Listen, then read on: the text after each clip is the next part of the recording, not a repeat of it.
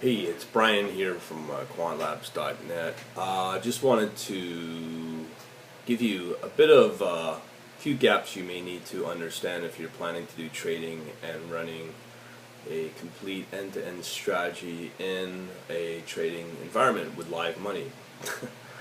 um, there's a lot of things I think that a lot of people are going to start missing out on when it comes to strategy development.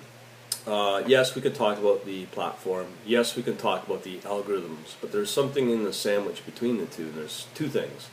Well, it's probably more than that. But the primary ones is risk management and portfolio management, or that one I won't talk a lot about because if you don't have a portfolio, you don't have to worry about it. But it's something to consider for sure. And another one that's really important that a lot of people don't really seem to consider is the importance of when you go into an entry into a position, you have to manage that position. And then at the same time, you have to figure out when the exit point will be. And if you're doing maybe managing only one position at once, that's fine. Not so much confusion about that. But when you're doing maybe 3, 5, 100, these are things that quants never really think about, or platforms may not give it full thought, especially if it's open source. So as I started digging through building, I guess my first strategy, I come to realization the importance of all this, and especially with risk management as well, and really good threading capabilities as well. Because here's the thing. Let's say you have a platform and it's crappily written. I know some, I'm not going to mention names, but I know some, actually quite a few of really badly written platforms. The thing is, let's say you go into an entry position of 100 contracts of $5, $10 a piece. That's $500 to $1,000. Now let's say that you enter and you have a thread or in TradeLink called trackers. I'm not saying TradeLink cannot do this. From what I've seen, it looks like it can do it, and I can't say if it does it well or not because I haven't tried it. But the code's there, and you definitely have that as a management. So that's the plus of using something like a TradeLink. But let's say you do it with another piece of software, and it's not well written. Well, what happens if that thread goes off the rails? What happens to that $1,000 position? How do you close it out? Does it get left in limbo in your broker land? So sort of things like this you have to consider. And obviously risk management is another factor as well. There's different definitions of risk management. May it be who has the authority to put an order in, who has the authority to view the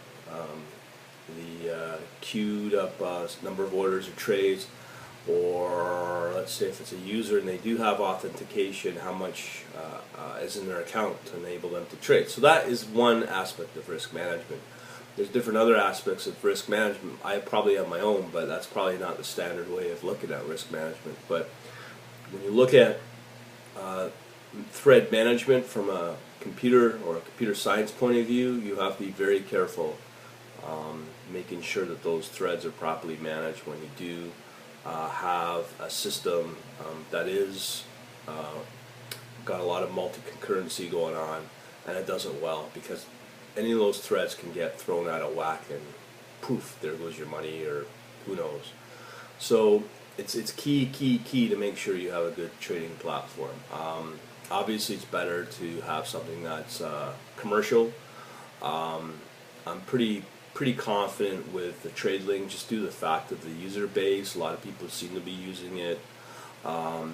I've been part of the community for a couple of, well, probably 2 years now, and I've not seen a lot of questionable things about these sort of things that I've mentioned. I guess in a way that's confidence in itself, but I'm sure it's well thought out and probably well developed with that in mind. Because you can't build a complete business line and revenue off of a platform like that if it's badly written. So I'm pretty sure that's not the case here with the TradeLink. So I'm pretty flabbergasted. I never thought of these things all the last few years, but it's something that I think that getting into quant, math is now becoming more and more secondary now. It's just an algorithm, and then it just generates signals. Let's say coming from the point of view if it's R or MATLAB. And what do you do with those signals? And that's where the computer science kicks in, all the programming skills kick in.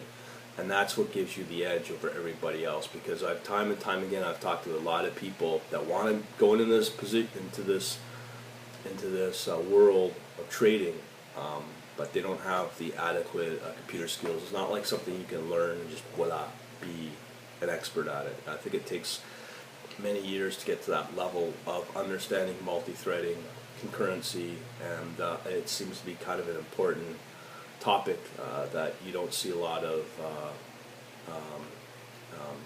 content on, and it's just something I think needs to be out there more, especially now that I'm getting more into this implementing of this strategy.